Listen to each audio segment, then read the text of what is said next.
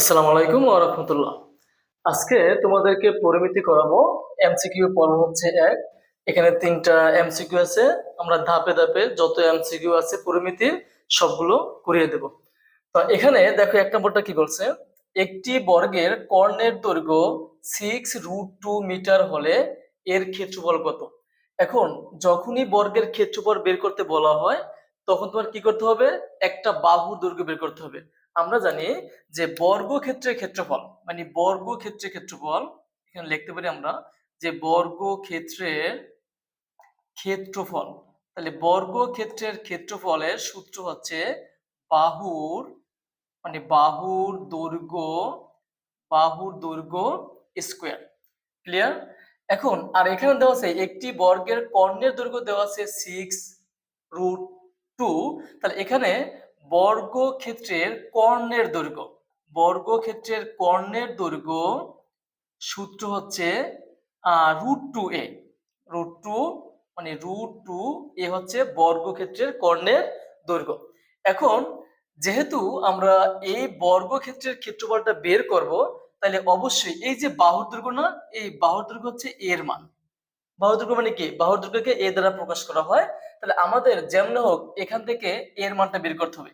এর মানটা যদি বের করতে পারি তাহলে আমরা ক্ষেত্রফলটা সহজে বের করতে পারবো। তাইলে এখন যেহেতু একটি বর্গের কর্ণের দৈর্ঘ্য দেওয়া আছে 6√2 মিটার হলে এর ক্ষেত্রফল কত, তাহলে মেইন উদ্দেশ্য হচ্ছে এর মানটা বের করতে হবে। তাহলে এখানে বর্গের কর্ণের দৈর্ঘ্যের সূত্র হচ্ছে √2a।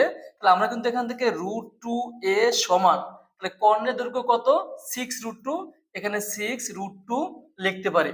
এখন এখান থেকে যে কাজটা করতে পারি বা বার করবো এর মান মানে একটা বাহুর দৈর্ঘ্য বের করব।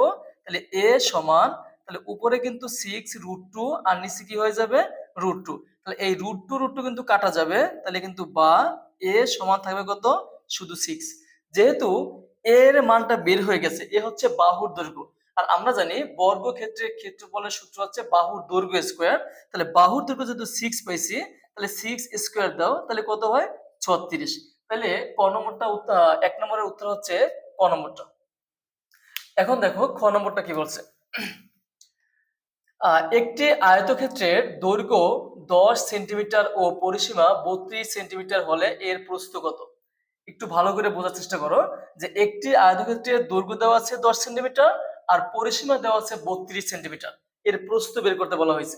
এখন আমরা আয়তক্ষেত্রের পরিসীমার একটা সূত্র আছে। আমরা জানি যে আয়তক্ষেত্রের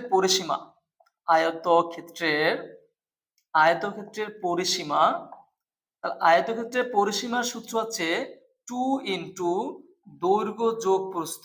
দৈর্ঘ্য যোগ প্রস্থ, এটা আমরা জানি কি আয়তক্ষেত্রের পরিসীমার সূত্র। তাইলে যেহেতু আয়তক্ষেত্রের পরিসীমা দেওয়া আছে 32, তাহলে কিন্তু আমরা লিখতে পারি যে 2 ইন্টু দৈর্ঘ্য যোগ প্রস্থ। দৈর্ঘ্য যোগ প্রস্থ, তাহলে পরিসীমা কত দেওয়া আছে, পরিসীমা দেওয়া আছে 32, তাহলে লিখতে পারি এখানে 32, পরিসীমা সমান পরিসীমা।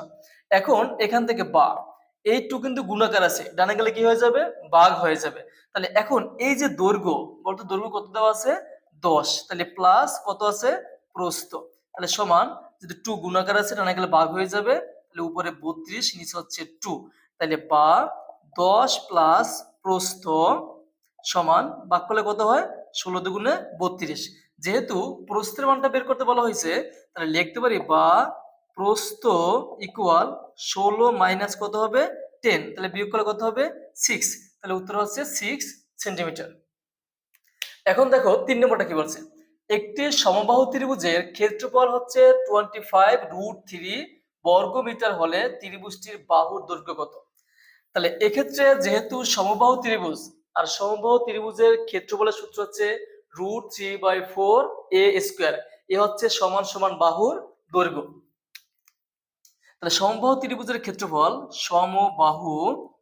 ত্রিভুজের সমবাহু ত্রিভুজের ক্ষেত্রফল সূত্র হচ্ছে √3/4 এখানে এটা কি, এ হচ্ছে সমান সমান বাহুর দৈর্ঘ্য।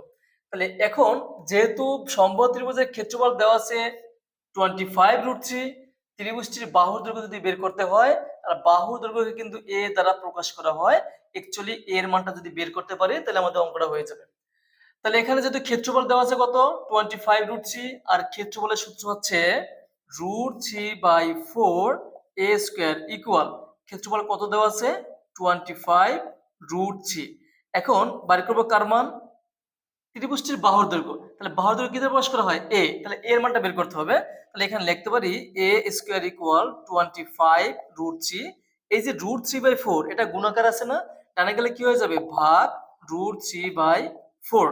তাহলে বা a² ইকুয়াল 25√3, এটা ভাগ না, এটাকে গুণ দিব, গুণ দিলে কি হবে উপরে 4 নিচে হবে √3। তাহলে এই √3 কাটা, তাহলে বা a² ইকুয়াল 25 গুণ 4, 4 25 100। যেহেতু বাইর করতে বলছে বাহুর দৈর্ঘ্য, তাহলে লিখতে পারি বা a সমান এটা স্কয়ার আনা গেলে কি হয়ে যাবে √100।